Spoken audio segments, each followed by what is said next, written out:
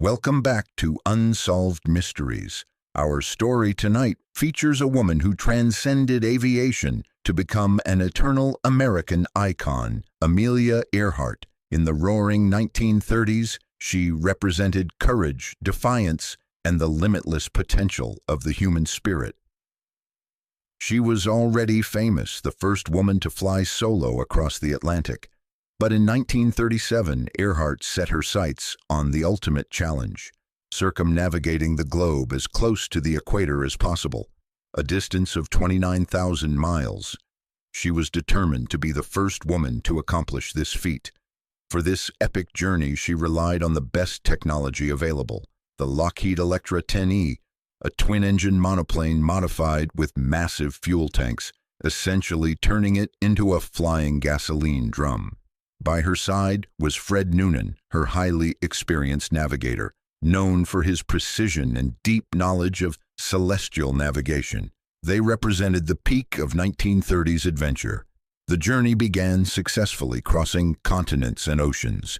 By July 2, 1937, they had reached Lae, New Guinea, having covered nearly 22,000 miles.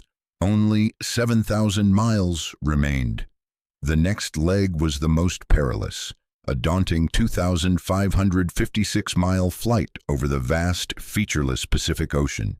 Their target was a tiny, uninhabited speck of land known as Howland Island, barely 2 miles long.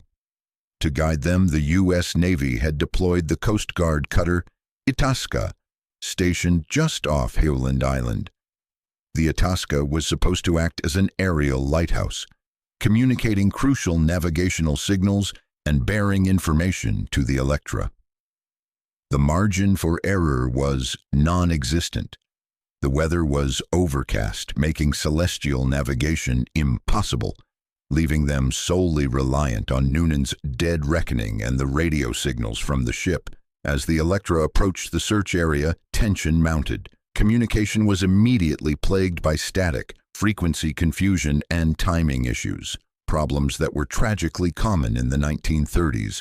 Radio the Itasca could hear Earhart clearly, but she seemed unable to pinpoint their exact bearing. In a series of increasingly frantic and distorted messages, Earhart reported that she was running low on fuel and that she believed she was near their position but could not see the island. Her last confirmed message, received at 8:43 a.m. local time, was agonizingly brief. "We are on the line 157-337. We are running north and south." A final, garbled message suggested they were just on the line, possibly referring to the line of position plotted by Noonan, and that her fuel was nearly exhausted. Then, at 8:46 a.m., there was only static. Silence swallowed the legendary Aviator and her navigator. The largest and most expensive search operation in U.S. history immediately began, spanning 250,000 square miles of ocean. The simplest and most immediate conclusion drawn by the Navy was that the Electra ran out of fuel and crashed into the deep Pacific Ocean. This is the official yet unsatisfying theory. The plane was heavy with extra fuel, and any crash landing on water would have likely led to a swift sinking, especially if the fuselage was breached.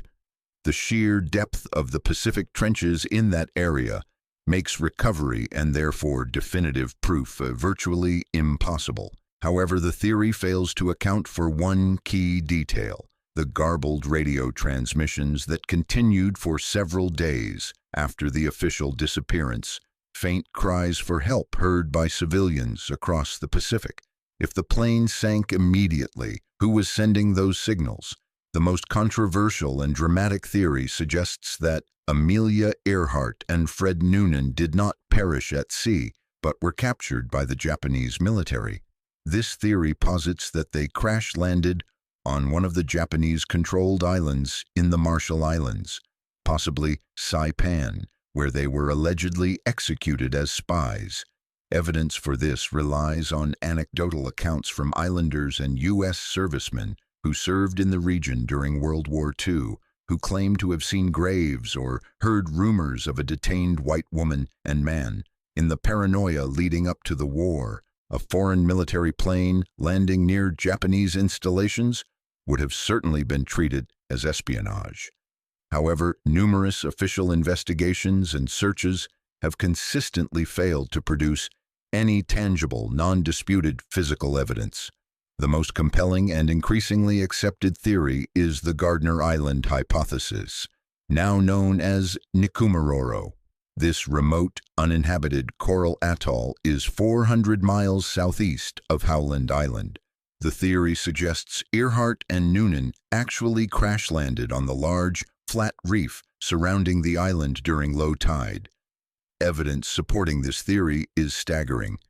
In the years following her disappearance, artifacts consistent with 1930s American origin, including a woman's shoe sole, a jar of freckle cream, and fragments of what might be the Electra's landing gear, have been recovered from the island. Most chillingly, in 1940, partial human remains were found on the island. While initially dismissed, recent forensic analysis strongly suggests those bones align with a tall, white female of Amelia Earhart's stature. Furthermore, the post-disappearance radio distress calls align perfectly with the signal path from Nikumaroro, indicating they survived the landing and were stranded for days, if not weeks, before the tide or lack of water took them. The search for Amelia Earhart continues to this day, funded by private explorers and utilizing cutting-edge sonar technology. Every few years, a new anomaly is detected, fueling fresh hope. The mystery of her final moments has defined her legacy as much as her achievements.